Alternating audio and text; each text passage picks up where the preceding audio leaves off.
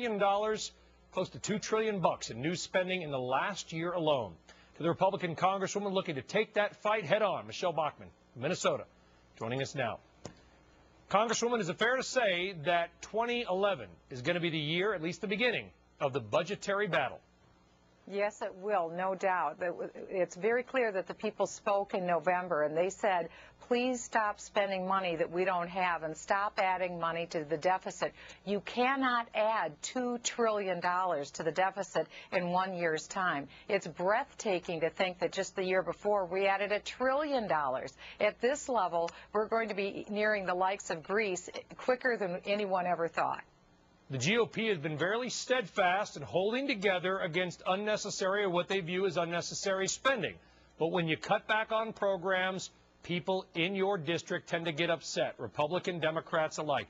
How together can the GOP hold it together going into next year when there's going to be some big fights? There will be, but again, this is what the people are expecting us to do. Take a look at this lame duck session. The president is about to have a news conference to pat himself on the back for all the, quote, work that was done. But consider the massive amount of money that's been spent just in these last 2 weeks. And again, consider, if some of these bills, like the START treaty, don't ask, don't tell, if some of these measures had been passed just before the election, imagine how many more senators would have been elected on the Republican side, or even more House seats that would have been elected. These aren't measures that the people were asking for. So I think that you'll see Republicans very bold going into 2011, demanding fiscal accountability and putting forward measures that will keep us with a balanced budget. But do you believe that this administration, following the tax cut deal, and perhaps the Democratic Party itself, are going to be a little bit more willing to deal now? Well, they need to be if they're going to be following where the will of the people are. Again, the lame duck has been in complete disregard of the will of the people. And so if the president wants to curry favor with the people, he'll have to do some dealing with the new Republican House. The 9/11 responders bill did pass. That's going to cost about $4 billion. Now, those of us here in New York are pretty much fully behind it, including the mayor. We had Rudy Giuliani as well. Do you think the GOP, though, took a little bit of a PR hit in opposing some of the spending on this bill? Well, I think it isn't that the GOP opposes recompensing those who put their lives on the line in 911. We've already had one measure that's gone out to give money to people in that situation, and they certainly deserve to be made whole.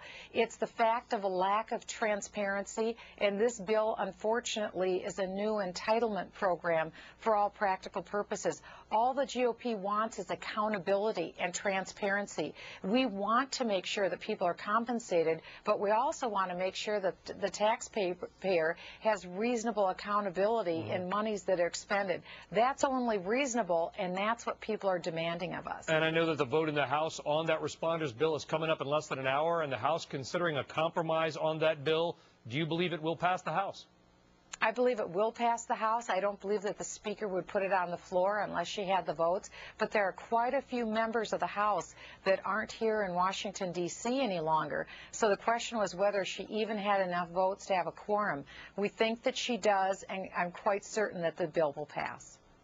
When you look ahead to your own issues, obviously the budget, finances of this nation are going to be center stage.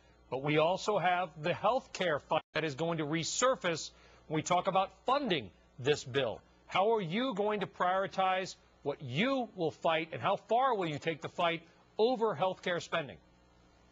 Well, Brian, I was the first member of Congress to introduce a bill to repeal Obamacare. I fully expect to do that on the first day that we go back into session in January. This will be a fight that we will not back down from, because Obamacare, or the government takeover of health care, will change our nation and change our economy forever.